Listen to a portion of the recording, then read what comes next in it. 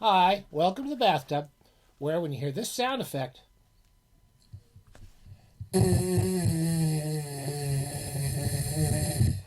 wait for it. Then and you see this shirt and this new shirt, and you see this puppy, who's now not a puppy anymore, jumping up because she thinks it's time to be in the movie. Because every time she hears the beeping of the camera, she thinks it's time for her to do something. Then you know it's time for a self promotion in the bathtub episode.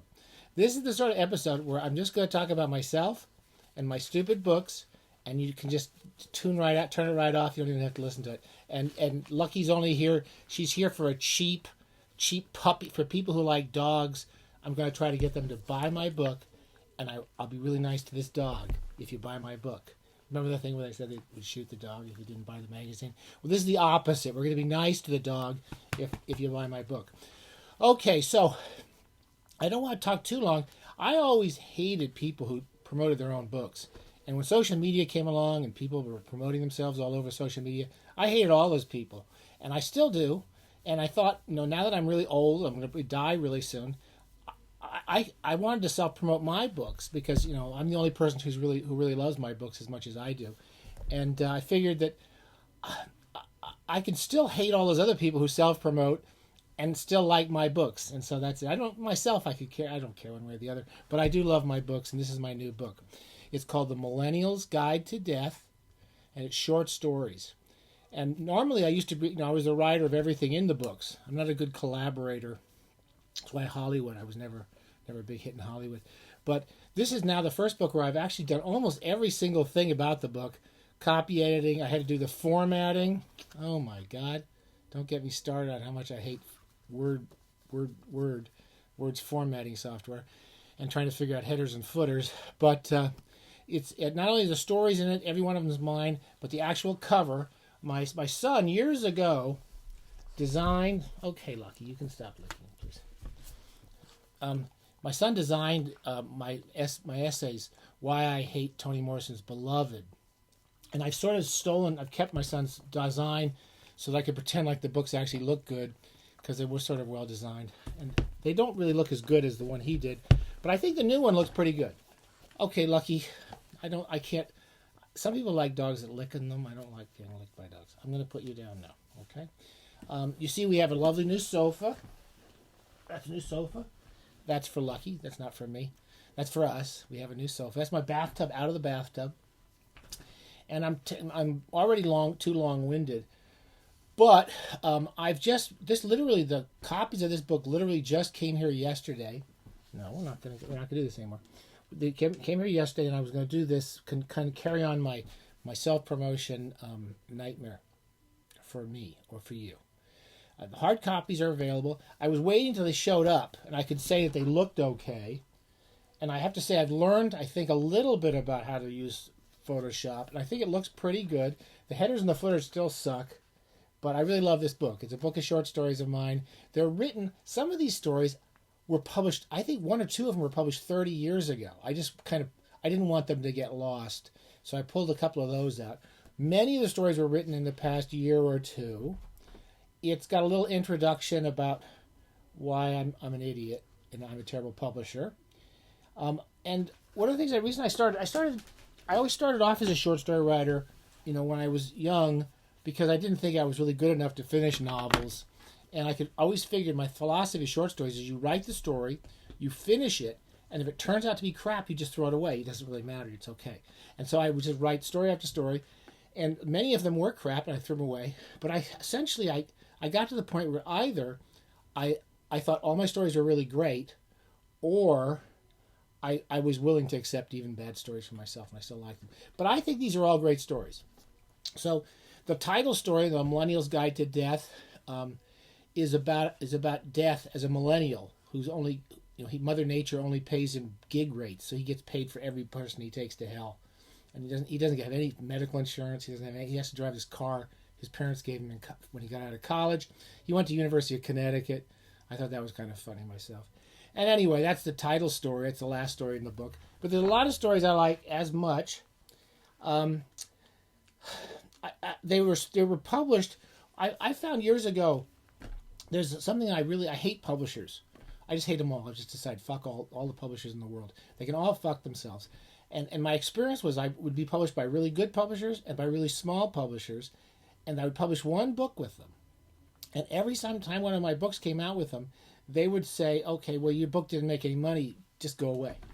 They could be big shots, and they were really like nobodies, and they wouldn't even read my next book. I wouldn't even hear from them again. So that's when I finally decided to start publishing, my essays, and I published Dazzle Resplendent, which I love this book. This is my book of stories about Dazzle. I've written lots of news stories about Dazzle. And my favorite thing was short story writing. So one of the things I started going back to writing lots of stories was I could find places to publish them. And I would say I'm not like in the big shot places. New Yorker they don't care about me. But I published in a lot of those small magazines, and most of them were pretty good. So these stories were in Weird Fiction Review. That's a story called Zombie-ish. That's a story. It's set in my brother Jason's condo in the Fairfax district of L.A. And the joke of that one is that the zombies have taken over the world.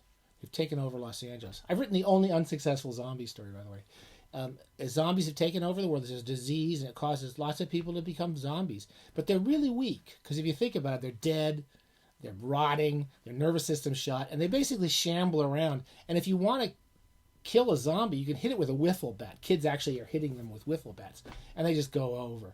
And so I don't know. It's a story I think it's quite a powerful and new and beautiful little story. I really like that story.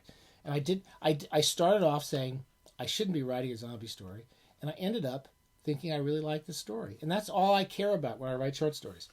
It has one story which was an exercise for my students called The Three Little Pigs with Backstory.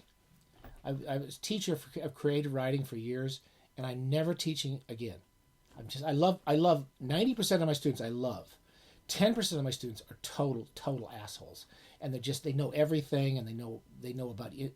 The big thing they all talk about is omnipotent point of view. Every time an idiot talks about omnipotent point of view, they're an asshole. Just trust me on this. And then they would also write these stories where every sentence was backstory. They would tell you what happened before the scene they started, and they would forget the scene. So anyway, that's a little short story. It's about the Three Little Pigs, if it was done in backstory. And there's a story here called The Passion According to Mike. I actually read this story back when this stupid bathtub thing started years and years ago. That's about Mike Pence waking up after he's been frozen after a riot that kills him. I wrote this during the first days of the Trump administration, and everything turned out to be true. Everything in that story. It's a 5-page story. I really like that story. There's a story called Hate Crime, which I wrote this about 10 years ago, 8 or 10 years ago. Many of these stories I started, and this is true with me in short stories. It took me a long time to find out why I'd started that story. And this was a story about a guy who goes to who's taken to court because he says he hates Spanish almonds, and somebody considers that he's being racist. And so anyway, it's a story of take a joke on hate crimes and what happens to a guy who can't control his anger. What else have I got? I got a story of the war with the Joneses. One of my favorite stories is Pteranodont, with apostrophe T at the end, which is basically about how the dinosaurs came to the end of the world. And I think that's another story I started as a joke. And I'll read the first paragraph of that, and then I'll shut up. This is called Pteranodont. We have nobody to blame but ourselves, the world's last brontosaurus told the world's last pteranodon on a heavily overcast day in the late Cretaceous period. We didn't eat right. We watched too much cable news. We turned our economic system over to crooks and our bodies over to Big Ag. And when we weren't wasting our attention playing Clash of Clans or checking out silly cat videos on YouTube, we treated politics like a game show and game shows like real life. Then, as if the damage we were doing to our minds and bodies wasn't bad enough, we let the environment go completely out of whack. What with devouring too much tundra on one side of the plain and not enough tundra on the other, and pissing in our own rivers and drinking out of them, what were we thinking anyway? Then, of course, there was the bloody comet. Don't get me started on the bloody comet. We were already making a mess of things, and then that bloody comet came along. So this is about the last brontosaurus and the last pteranodon traveling across this wasted landscape, trying to find the future. And I think it's quite a beautiful story. It started off as a stupid joke, and it turned out okay. So that's the entirety of this book. There's a lot. I think it's a real Divorceville is in here. I think there's a great story about Divorceville. The key thing about Divorceville is that you can leave at any time you want, and they'll always take you back. That's the metaphor of Divorceville. What else? There's one of my favorite stories I've written, Adventures in Responsible Living. Took me years to get that right. It's about a woman who just kind of has mental illness or is decided to leave everything she knows. Just leave it all behind, and even while she stays at home. I think it's a really, really beautiful story, like I think about most of these stories. Okay, so there's the book. You could buy it or not buy. That's fine. I won't. I'm not keeping track, but I do have a special challenge for all the bathers, all the bathing buddies out there, and I'm going to try to remember how to do this. I'm going to buy 30 copies of this beautiful and especially beautifully designed paperback book. It's absolutely beautiful. You could give it to friends, your mother, your father. Don't give it to children because it has dinosaurs dying and sad things like that. But you can give this copy to anybody you want. You can keep it for yourself. If you want a copy of this book, all you have to do is I will send you a free PDF. So go to our Ultimate Beginners Facebook page, and you can get a hold of me through that and send me your email address and I'll send you the PDF. It's free, and I'll send you the cover. You can have it all to yourself. Put it on your Kindle, whatever. Bezos won't get a nickel, and it's all yours. You have this whole book on your Kindle. If you read the book, or most of the book, we don't review. Who reads everything they review? If you read most of the book and write any sort of review on any platform, on I don't even know how to work Instagram. I'm trying to figure it out. Facebook or whatever it is you use, or you send it. When you write an interview, you write a review and you send it to your mother. Just write me and say, I reviewed your book. That's all I need. I don't need to see it. I trust you. We all trust each other. It's honor system here in the Bathtub, and I will send you a signed free copy of this book. It's going to be sent to you very cheap mail, and I'm going to pop it in the post, and I'm just going to send it off to you with a signature on it, okay? Or I'll make it out to you if you'd like. Anywhere in America, I will do that. If you're outside of America, we have lots of international bathing buddies. I will still send you the book, but I won't sign it because it costs $30 to send this bastard across the ocean. But I will send it to you from your local Amazon, and I'll get it printed up and sent to you.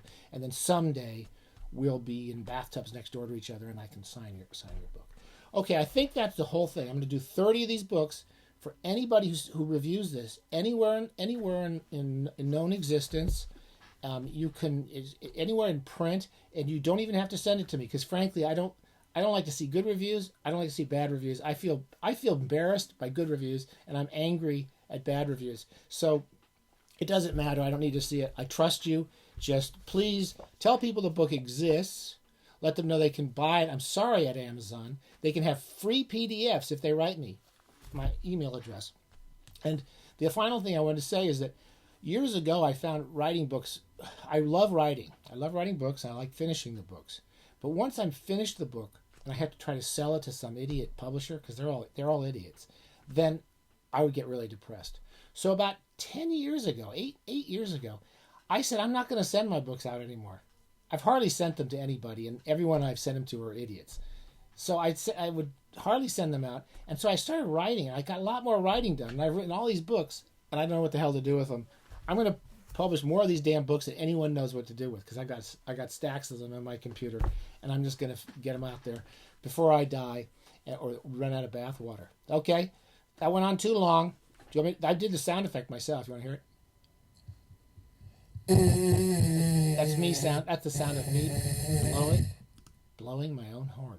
Okay, I made that myself because I was going to get one download off the internet. And I couldn't figure that out. I could figure out how to tape that. Stay safe. Happy bathing. Sorry to turn this into a self-promotion episode. We'll get back to the normal bathtub very soon.